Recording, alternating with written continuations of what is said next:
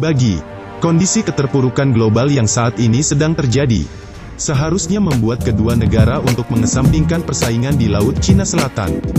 Keduanya perlu bekerja sama dalam upaya penyembuhan, sehingga ketika krisis telah berakhir, duet dua negara itu bisa membantu membangun kembali ekonomi global. Namun kenyataan yang terjadi akhir-akhir ini justru sebaliknya. China sibuk mencuri kesempatan di tengah untuk memperkuat militernya di Laut Cina Selatan. Sebaliknya, pemerintahan Presiden AS Donald Trump telah melontarkan tuduhan terhadap Beijing atas pembangunan pulau-pulau di Laut Cina Selatan yang disengketa. Intervensi Paman Sam disebut-sebut bakal meningkatkan resiko konfrontasi antara kekuatan-kekuatan utama dunia. Puncaknya, ini hanya memperburuk ketidakpastian pada saat stabilitas mestinya jadi faktor penting sekarang ini.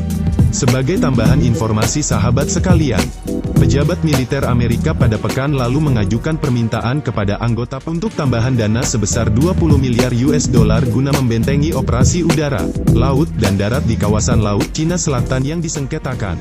Rencana tersebut akan mencakup pendanaan hingga 2026, termasuk sistem peringatan radar baru, lebih banyak unit udara rudal, latihan tambahan, dan inisiatif untuk memperkuat kemampuan militer. Pendekatan ini mengikuti posisi elang dalam pemerintahan Trump, bahwa China bersama dengan Rusia adalah ancaman geopolitik terbesar Washington, tulis South China Morning Post dalam rubrik editorial mereka. Kebijakan itu telah melibatkan operasi Angkatan Laut dan Udara Amerika di Asia Timur, dengan fokus pada Laut Cina Selatan dan sebuah kapal perusak rudal Amerika Serikat berlayar melalui Selat Taiwan.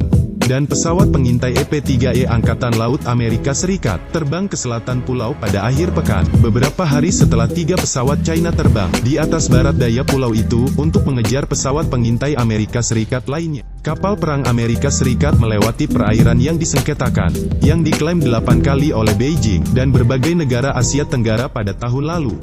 3 kali lebih banyak daripada 2018, sehingga meningkatkan resiko konfrontasi militer. Sahabat bagi-bagi, kapal penjaga pantai China dan sebuah kapal nelayan Vietnam bertabrakan di dekat kepulauan Paracel yang disengketakan, yang dikenal sebagai Xia oleh China, pada awal bulan ini. 8 nelayan di dalam kapal dibuang ke laut saat kapal mereka tenggelam. Di sisi lain, Angkatan Laut AS mengkonfirmasi bahwa 2 kapal perangnya beroperasi di Laut Cina Selatan. Dengan 3 sumber keamanan regional mengatakan, mereka berada di dekat daerah yang diperselisihkan oleh China dan Malaysia.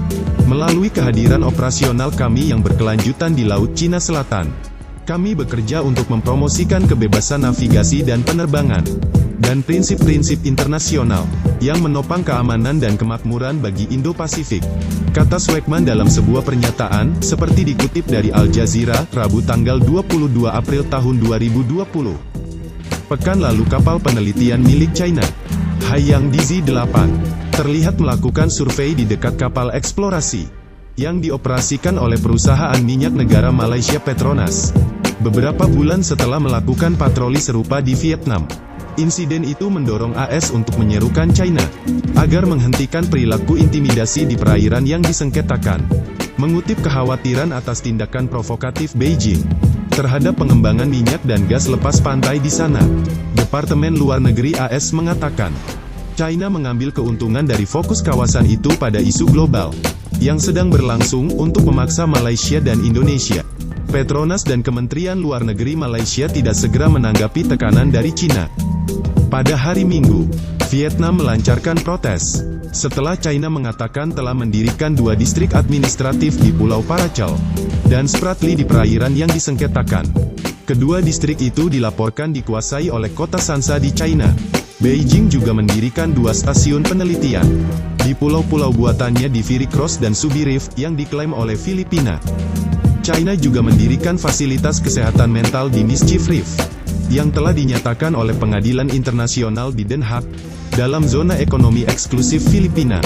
Sahabat bagi-bagi, ternyata kearoganan China berlaku bukan hanya kepada Indonesia, akan tetapi juga kepada negara-negara lain, seperti Vietnam, Malaysia, dan juga Filipina.